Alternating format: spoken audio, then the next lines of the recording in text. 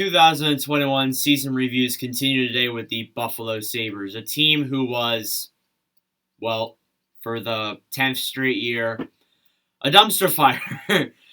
We always have this discussion. In the 2 years that I've been doing YouTube, and I haven't even been doing it for the entire disaster of the Buffalo Sabres, I have talked about the Sabres so many freaking times about how bad they are and how bad, the management is and how just, corrupt this organization is. And, honestly, it's unbelievable to look at, a team with such a storied history has been this bad for so long. They haven't made the playoffs since I was in kindergarten.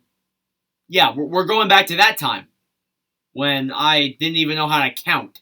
That was that was the last time the Sabres were in the playoffs. So there's your comparison. But first off, before we get into the review of the 2020-2021 season for the Buffalo Sabres, if you haven't already subscribed to the channel, please make sure to do that as we're trying to get to whatever subscriber count we are at this point. We've just been an entertaining run trying to make some more YouTube videos out for y'all.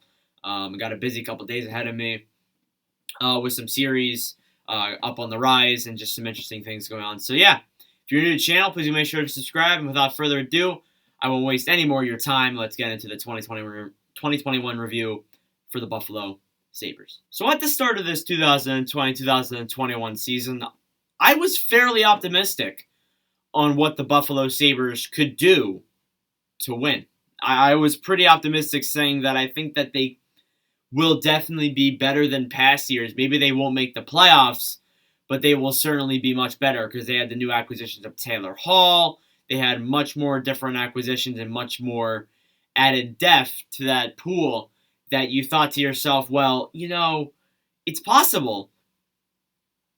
Yeah, no. I should have known, being a hockey fan myself, that the Sabres were not going to be successful. 56 games played, a 15, 34, and 7 record for 37 points. Yeah. A team that looked so stacked in its top 6 with Olofsson, Reinhart, Eichel, and Taylor Hall, it just fell. It just fell apart, and it's sad. It is sad how badly they went. A 3.30 win percentage, a minus 61 in the difference range. So yeah, no, 138 goals scored, 199 goals against. Just one under 200. They were 8-16-4 at home and 7-18-3 on the road. Yeah, not very good. And also, another thing of note is that they went 18 games in a row without winning a single freaking game. Yeah, without winning a single freaking game, they went 18 games in a row winless. Now, granted, they forced overtime in a couple of games, notably against the Flyers a couple times before the Sabres broke it against the Flyers, because of course they did. They had some overtime games where they got extra points. That's why they have 37 and not like 30. Yeah, they really weren't. It was just miserable. It was miserable. It looked like the team just wasn't on the same page. I remember in a game against the Pittsburgh Penguins, where the Penguins went off to an early start and they started winning the game, and of course they won it. Dahlin is going up to shoot the puck, play offense for the Sabres. No one on that Sabres offense even sees Dahlin go up, or maybe they did, they just weren't thinking. They didn't stay back. They didn't stay back to cover the defense. So when Dahlin turned the puck over, because of course he did, it was a 2-on-1 or a 3-on-1, however many on one, down the other way. And if the odds of them not scoring on that are lower than usual. So, overall, it was just a disastrous season in Buffalo. They fired their head coach, Ralph Krueger. There was so many talks of how this team is just a disgrace. They should just trade everything and melt it down. And you know what? We're about to get into that in a second here. But first off, let's get into the skaters who led the Buffalo Sabres in points. So your skating leaders for the Buffalo Sabres consisted of Sam Reinhart, who in just a disastrous Buffalo Sabres season, he did fairly well. 25 goals, 15 assists for 40 points. That isn't that bad. For a team that had 15 wins, I got to hand it to him. I'd say that's pretty good. Number 2 is forward Victor Olofsson, who had 13 goals, 19 assists for 32 points. Still that young guy, probably one of the most underrated players. And when all of these players leave Buffalo, I think he might be the one who stays, and he might be overall the best player on the team relatively, although you could argue Rasmus Dahlin. Third place is defenseman Rasmus Dahlin, speaking of him, where he had a relatively bad year defensively, scoring 5 goals, 18 assists for 23 points. Just not a good season by his standards. Although it is shortened, it's still not good. Casey Middlestadt was number 4, who I would say out of all the 5 of these Buffalo Sabres players, and generally the entire team, he had the best season. I think besides Reinhart, he had the best season. He had the best jump up. He played center. And I think, you know what, if you can keep Eichel and a couple of other these guys around, you have a lot of solid center depth. 10 goals, 12 assists for 22 points. Fairly good statistics for a guy who, was looked at as a bust for a little bit there. I think he really proved this season that he has more in his potential than people might think. And then at number 5, we're going to get into a big discussion here. Jack Eichel. 2 goals, 16 assists for 18 points. Yeah, for a superstar like Jack Eichel, that is disturbing. Now, we'll get into the trade things while we're here. So with Eichel, there's just a whole fire sale going on where there's going to be Eichel on the move, Reinhart, Rasmus Dahlin, so many other guys that are going to be on the move for this team. And Jack Eichel is one of them. Now, I've said for so long, and you look at past Buffalo Sabres videos that I've made on this team, I have said so many times that there is no way they would trade Jack Eichel. It is the dumbest thing they can do. That sets the franchise back by 10, 15 years. 5, 10, 15 years. That we're going into that stage, trading an absolute superstar like him. Because when healthy, in my opinion, he is a top 10 center in the league. Yeah, and he's having that problem where he wants a surgery that could take 1 to 2 years in recovery, and that's why the Sabres are denying that. And part of me is like, just let him get the damn surgery. Just let him get it over with. And part of me is like, no, you're right. It's probably not best to let him get the surgery because who knows if he's going to be as good as he is now after a 1 to 2 year recovery of not playing hockey. So you got to look at that as well. And they have so many options here too. And I'm going to bring it on multiple times in this review. If they blow this somehow with trading Eichel, which I don't know how they can, they are screwed. I think the fan base is already corrupt as it is. There's so many. There's just the attendance is low as hell, and they didn't even have fans this season, but their attendance is still low as hell. It's going to keep getting even lower as this team keeps just falling apart and tearing down and just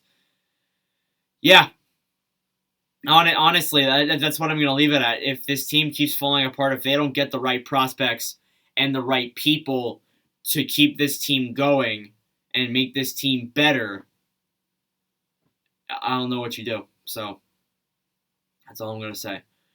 Next up here, we have the rookie discussion. So who are the rookies who are good this season for the Buffalo Sabres? Well, Dylan Cozens is the biggest one with 4 goals, 9 assists for 13 points.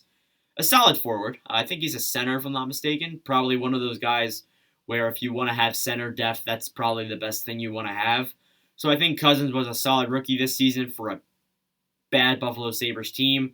At number 2 was Bryson. I think it was Devon Bryson or something. He's a defenseman.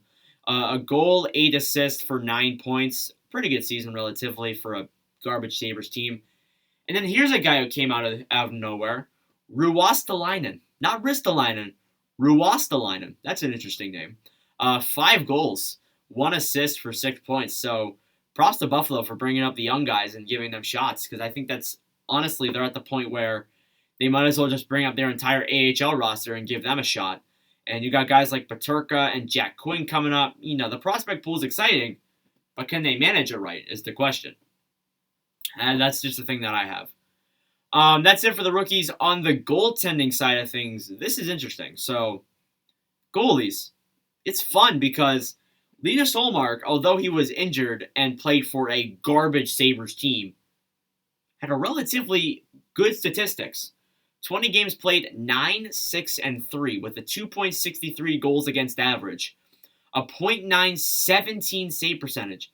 Yeah, a .19 save percentage and a less than 3 goals against average playing in the city of Buffalo, who let in 200 goals this season. Yeah, that is unbelievable, and I think that it sucks that they're going to see him go. I mean, it really sucks that they're going to see him go. There's no chance they wanted to give him up, but after this, do you really think he's going to stick around? No, I don't think so. So, yeah, it sucks. Number 2 is Carter Hutton, by statistics. 13 games played, 1, 10, and 1, with a 3.47 goals against average and a .886 save percentage. Just not a good season. I wouldn't expect them to bring him back. Although he probably will get a job somewhere else because Buffalo's Buffalo and probably do well, and Buffalo Sabres fans will be putting their middle finger up at Jason Botterill and the Pagulas and everything else in the Sabres organization and be like, "You did this to us!" Number 3, their third string goalie, who I thought, and there's many other goalies like that, Luukkonen guy. There was other dudes who played as well because they just kept getting injuries on the goalies. Dustin Tokarski, who I had projected as the third line center or the third string goaltender, third line one. 13 games played, 2, 8, and 2, a 3.54 goals against average, but a .904 save percentage. Relatively not that bad. I gotta hand it to Tokarski. I thought he played well in the games that he did win, and even in the losses he was good as well. So, with this team, they have some bright spots, but just most of it is dark, and that's just what was the overall season for the Buffalo Sabres. So without further ado, that's enough of the review and the pain. Let's get into the future of the Buffalo Sabres. Who are their UFAs and RFAs? So moving on to the future of the Buffalo Sabres, let's get into the draft. They have the first overall pick for like the 50th straight year. No, just kidding. They have the first overall pick, whether they select Owen Power, Beniers, Eklund, anyone. I want to say they select Owen Power, but Buffalo has surprised me in the past, passing on Rossi, Perfetti, Holtz went before him. But, they passed on so many guys to take Jack Quinn last year. I don't know, to be honest with you. So, whether they select Owen Power or not is a question to me, but if you can get Owen Power on that blue line, that is a pretty stacked blue line. I gotta hand it to you. That is a pretty good blue line. Putting Power and Dahlin. If you can get another pick and select Brant Clark, that blue line is stacked. That blue line is great in the prospect area of things. All right, anyways, so on to the UFAs of the Buffalo Sabres. Tobias Reeder, Drake Caggiula, Riley Sheahan, Matt Irwin, Carter Hutton, and Linus Ullmark. So Tobias Reeder, I don't expect him coming back, although he has more goals than he had more goals than Taylor Hall at points in the season. Former Arizona Coyote, by the way. It's weird. Drake Caggiula, who was picked up from waivers, or picked up off of waivers from the Arizona Coyotes. He was a pure rental. If they brought him back, I wouldn't be surprised, but I doubt it. Riley Sheahan, who at some points was literally the first line center for the team. That's how bad things were in Buffalo. And yeah, I don't know if we'll keep them around. Matt Irwin, no, it clearly didn't work out in Buffalo. I don't think they're gonna do that. Carter Hutton, just not a good season. I think he'll find a job somewhere else though. And then finally, Linus Ullmark. They're gonna try and keep him. Do I think they can keep him? No. I think that's pretty much it for Buffalo with Ullmark. But like I said, if they lose Ullmark, that's it. They're in trouble. So yeah, it's a big problem. Anyways, in the RFAs for the Buffalo Sabres, you have Sam Reinhart, Casey Middlestadt, Rasmus Asplund, Rasmus Dahlin, Henry Yokiharu, Matthew Brogan, and Stefanos. Stefanos and Brogan are goalies. I'm assuming they'll get offers. Sam Reinhart, he's probably on his way out anyways. So whether they sign him or not is up to them. But I think, I think he already wants to get out of Buffalo. I mean, who doesn't? Casey Middlestadt, I think you should sign him. Like I said, I thought he was one of the few Buffalo players who had a relatively good season. Rasmus Asplund, wouldn't it be terrible to keep him around? Good depth, I guess. Rasmus Dahlin, probably that defender of the future on that blue line. You obviously want to keep him. He's probably one of your must keeps. Henry Yokiharu, I don't think so. And that's pretty much it, to be honest. Honestly, I don't know what they do.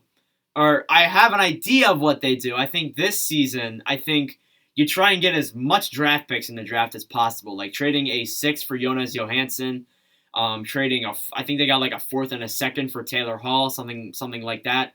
If they can get 1st for Eichel, Reinhart, maybe even Ristolainen, which Ristolainen I don't think is worth more than a 2nd. I think you definitely want to stack them on draft picks and get that blue line nice and good. Get that blue line going, because if you draft Owen Power 1st overall, and then let's say you get the 9th pick, which is Vancouver, for, let's say, Sam Reinhart. I've heard possibilities of that. Although, where would you put Reinhart in the Vancouver depth chart? If you could get the 9th overall pick, select Brant Clark, boom, you got 3 solid guys on that blue line already. And then focus on next year when you have Shane Wright and so many other guys in next year's draft that you could potentially go out for. That's how I look at it. And I just think that, if you try and keep Ullmark. And here's another idea. We always look at that contract with Jeff Skinner. How about you trade that out? And that looks impossible because, you look at Eichel's contract, $10 million. You look at Skinner's contract, I think it's $9 million. If you can trade those two guys together and be like, hey, we'll take a lesser of an outcome for Jack Eichel, but you got to take Jeff Skinner. Now, the problem is it's like $20 million in cap space, so that limits it down to probably New Jersey, Detroit, Ottawa, teams that are kind of rebuilding like Buffalo is. That's what I think. That could be a good idea to get Skinner out of there. And although you take a lesser of an outcome for said Jack Eichel, fans will be pissed off about that, but you get that Skinner contract out of there. That would be perfect. So let me know, what would you guys do to fix the Buffalo Sabres if you were the GM? If I was the GM, I would fix them right away because I know everything, right? Thank y'all for watching. For your support, I really do appreciate it. This one's a bit of a longer 2020 review. And the next one will come out later this week. It'll be the Calgary Flames. And that one's going to be exciting. So thank y'all for watching. For your support. And yeah, I will see you guys in the next video.